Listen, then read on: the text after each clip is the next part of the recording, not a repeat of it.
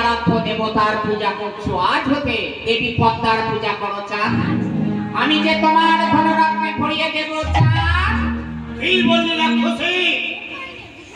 আমি যে প্রতিদিন গঙ্গা জল বিলবন্ধ দিয়ে দেবাদিদেব মহাদেবের পুজো করি, আর আজকে না এই সাধারণ নারীর পূজা। তুমি ভুল করছো চাঁদ। স্বর্গের দেবী মর্তলোকে এসে তোমার কাছে পূজা ভিক্ষা চায়, তাকে তুমি এভাবে অপমান করে তাড়াচ্ছ চাঁদ। তা হয় না চাঁদ, ভেবে দেখো। বারবার যদি মনসাকে অপমান করে তাড়িয়ে দাও, যে তোমার বংশে বাকি দেওয়ার কেউ থাকবে না চাঁদ। কি বললি রাক্ষসী? তুই আমার সম্মুখে দাঁড়িয়ে আমাকে অভিশাপ করছিস?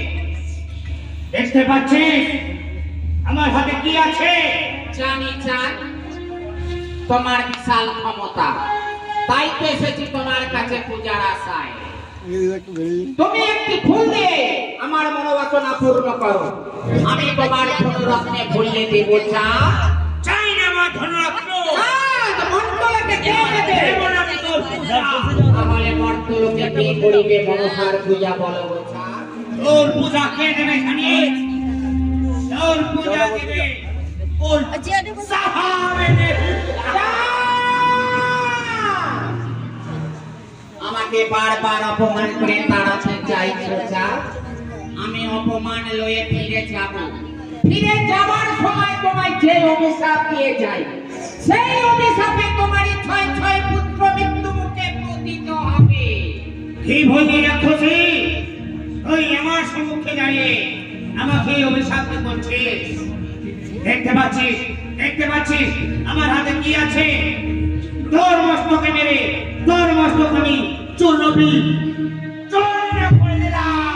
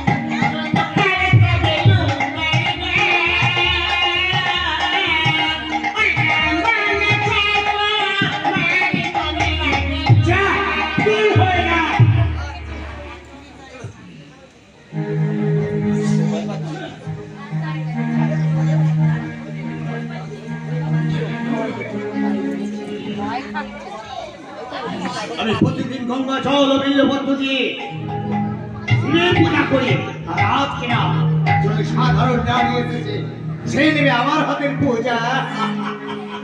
সেই হতে ধরিয়াছি দেবতলা পাহাড়ে, সেই হতে না বুঝিব তোর চ্যাঙে বই কালিয়া।